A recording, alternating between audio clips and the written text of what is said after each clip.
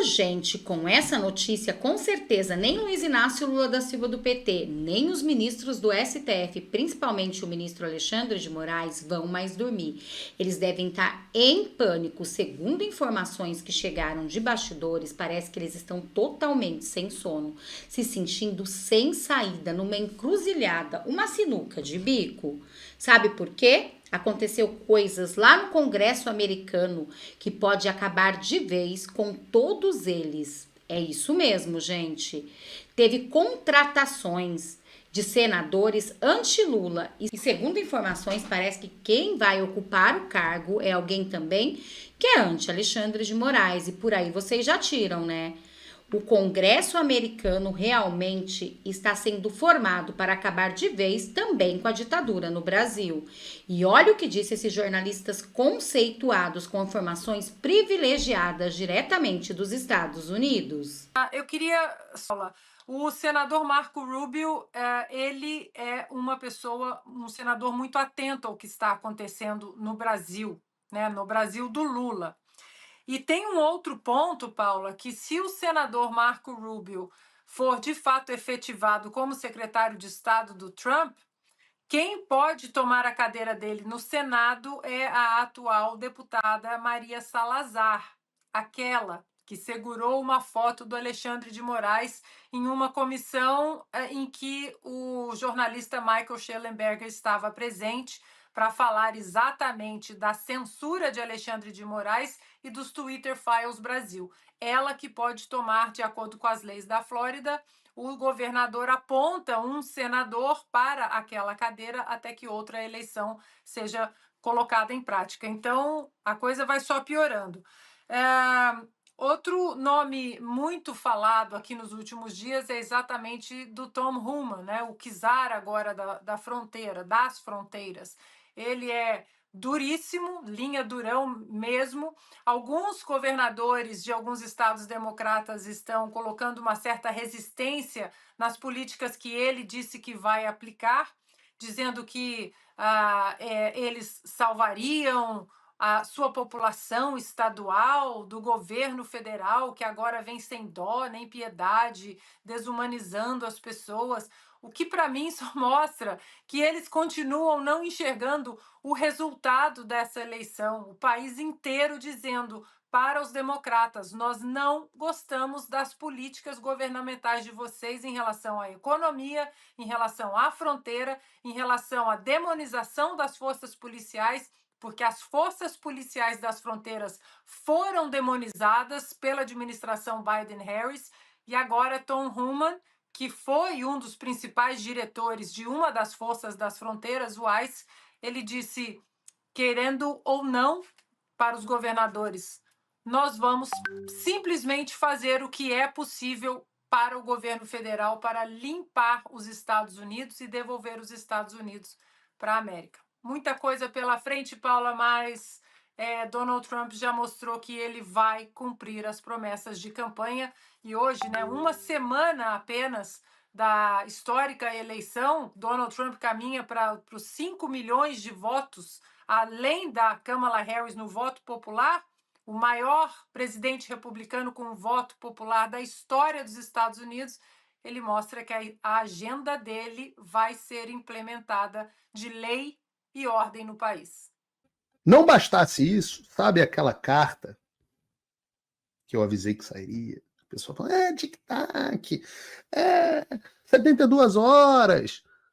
Aquela carta enviada ao secretário de Estado, o atual, do governo Joe Biden, pedindo esclarecimentos e providências a respeito da censura promovida pelo Supremo em colaboração com as instituições americanas, foi assinada pelo senador Rubio. Então vejam que maravilhoso. O cara que cobrou o secretário de Estado do Biden a respeito das censuras do Brasil vai ser o próximo secretário de Estado. Deixa eu explicar um negócio para vocês. Todos os vistos aos Estados Unidos são concedidos de forma discricionária pelo Departamento de Estado. E aí, meus amigos, podem fazer piadinha, podem jogar notinha na imprensa de que estão muito confortáveis e que estão rindo. Aqui, ó, que vocês estão tranquilos.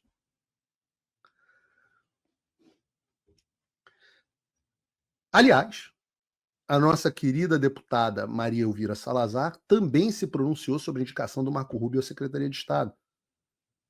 E o que ela disse? Maria, nomeação incrível do Marco Rubio para secretário de Estado.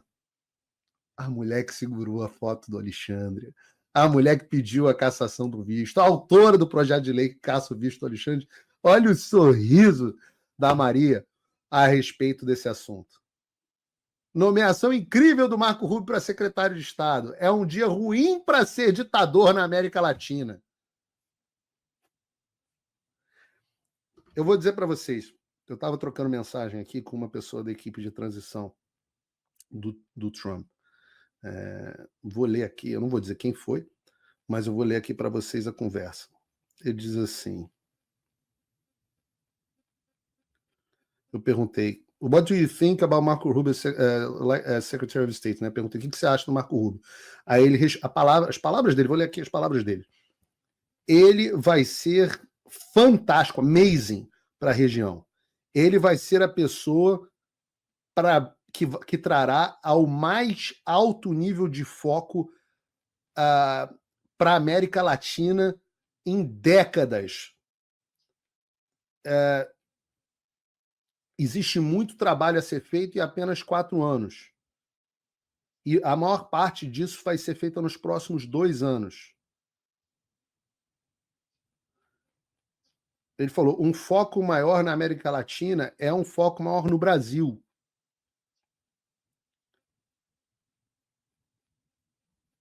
Falamos outras coisas aqui. Ele falou assim, eu encorajo você a ver Marco como secretário de Estado como uma oportunidade invariável, não existe em português, uma oportunidade incalculável para o Brasil. Qualquer outro nome seria menos engajado na América Latina, no Brasil, e no Brasil, além da relação dos Estados Unidos-México. Estou lendo aqui no ar para vocês. E eu vou contar uma fofoca aqui. Não sei se podia contar essa porra, mas vou contar. Quando o Marco Rubio, eu estava contando isso agora para o deputado Eduardo Bolsonaro, com quem eu tomei café da manhã. Quando o Marco Rubio é atual senador pela Flórida, ele ainda tem mais 2 anos de mandato. Quando ele sai para nomeação de secretário de Estado, aqui o processo é diferente do Brasil, não existe suplente. Então, cada estado tem mais ou menos uma regra para a substituição do senador quando ele deixa um mandato para ir, e depois ele não pode voltar. Tá? Não é igual no Brasil, que você fala assim, saio, virei ministro de não sei o quê, aí tem uma votação, eu volto, meu suplente sai, eu volto. Não, aqui é o seguinte, você virou senador, você resolveu ser secretário, você resolveu ir para o executivo, tudo certo, só que seu mandato acabou. E o Rubio tinha mais 2 anos, aceitou essa posição, que obviamente é a posição mais importante que alguém poderia aceitar. E aqui, quem vai substituir o Marco Rubio como senador? Quem nomeia na Flórida o substituto é o governador. E é uma nomeação. Acho que o Senado do Estado tem que aprovar, a legislatura talvez tenha que aprovar, mas isso não é problema. Quem nomeia é o governador. Ano que vem, como é que está a repercussão? O que você destaca desses nomes que nós trouxemos hoje, Ana? Paula, vamos lá. Vou começar pelo senador Marco Rubio, mas antes de falar deles, eu queria só falar rapidamente, Paula, da importância do assinante da Revista Oeste, porque tudo isso que está acontecendo, essa crítica do Marco Rubio ao Brasil, de Lula sentado no sofá com os chineses, com os iranianos, você só ouviu isso aqui na Oeste. Mas, em lugar algum, há quanto tempo nós mostramos o que de fato o Senado americano pensa sobre o governo Lula? A carta do senador Ted Cruz questionando aqueles navios iranianos atracados no Rio fevereiro do ano passado, aquilo os americanos não engoliram até hoje. Isso eu garanto a vocês. As fontes que eu tenho no Senado americano me garantiram. Aqueles navios não foram engolidos pelos senadores como Marco Rubio e Ted Cruz. E você só ouviu isso aqui na Revista Oeste. Então, a sua assinatura é muito importante para que os nossos programas continuem de pé, para que a nossa grade seja estendida, para que outros programas sejam colocados na programação exatamente para você. E a todos vocês que assinaram ou que renovaram a sua assinatura, muito, muito obrigada. Então, Paula, o senador Marco Rubio, ele é uma pessoa, um senador muito atento ao que está acontecendo no Brasil, né, no Brasil do Lula.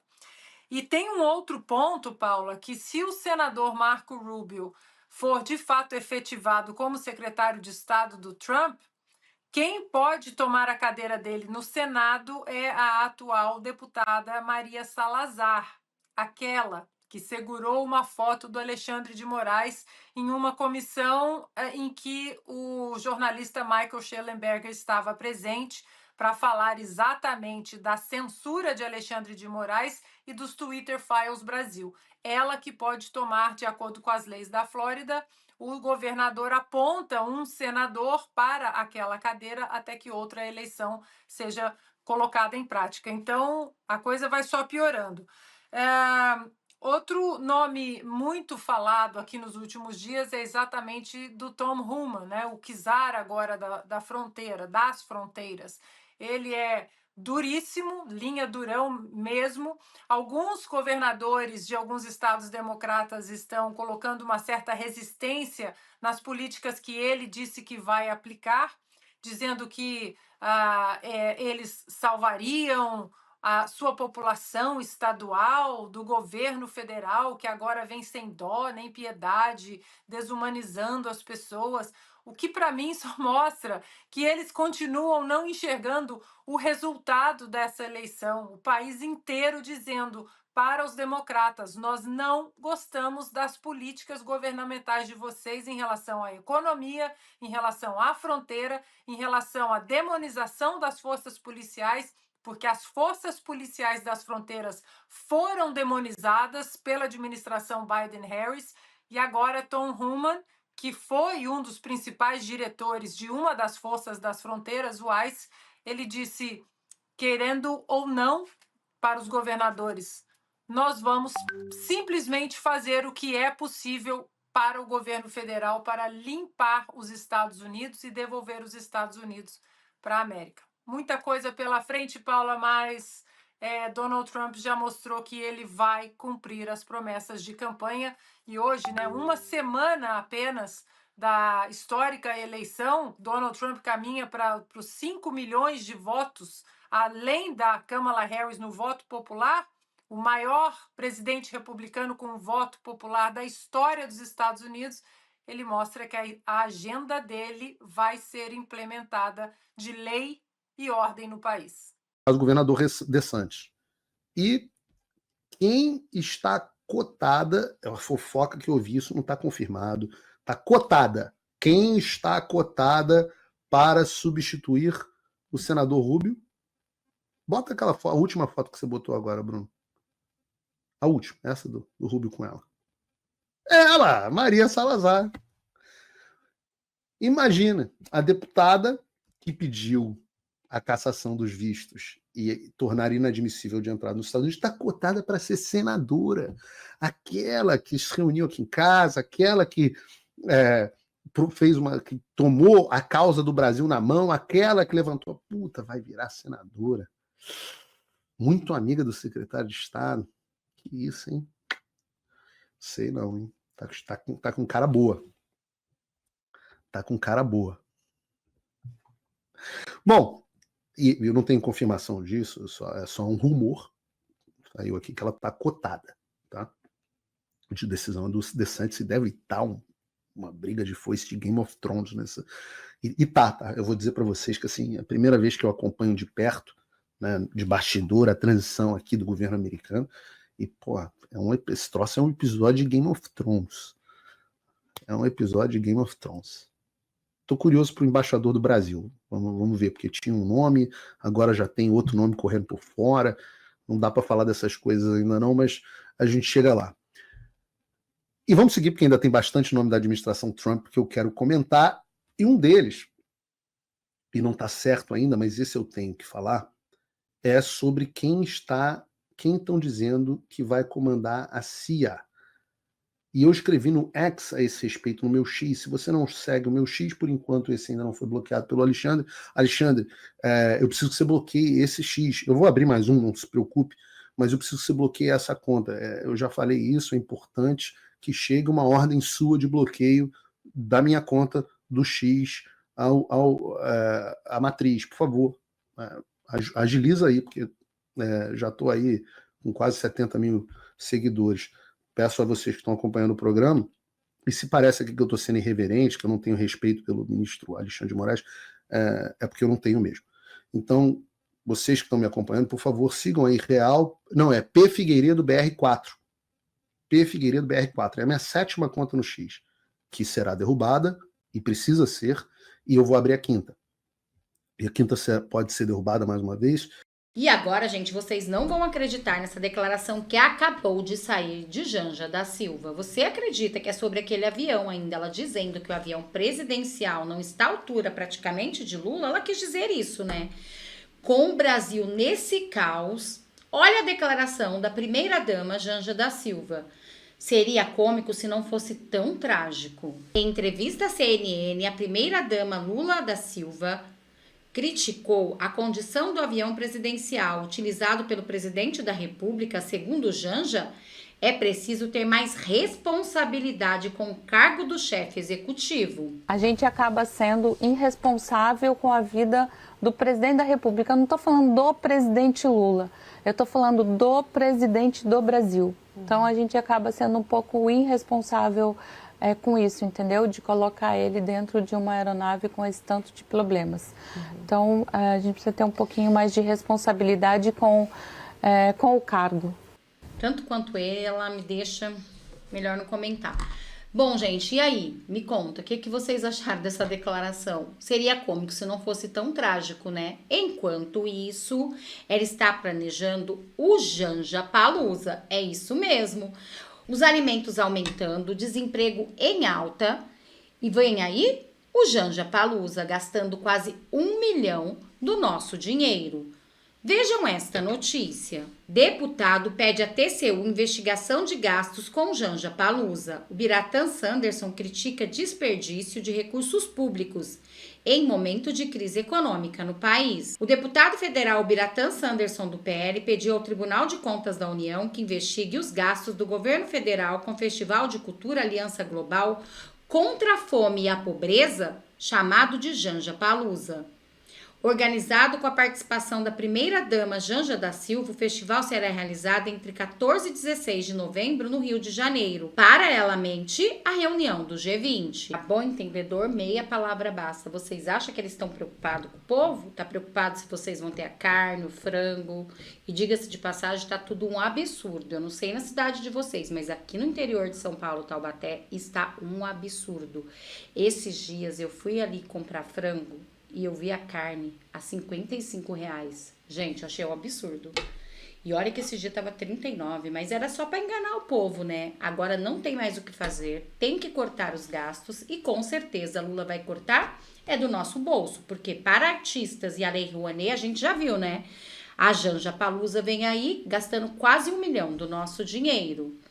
E vocês, o que vocês acharam dessa notícia? Deixa aqui nos comentários, também deixe nos comentários como está o preço do alimento na sua cidade e também o seu nome e a cidade de onde vocês estão falando para a gente se conhecer um pouco melhor. Eu me chamo Renata e moro no interior de São Paulo, Taubaté. Muito obrigada a todos. Eu desejo um dia mais que abençoado. Só não esquece de compartilhar. Até nosso próximo react.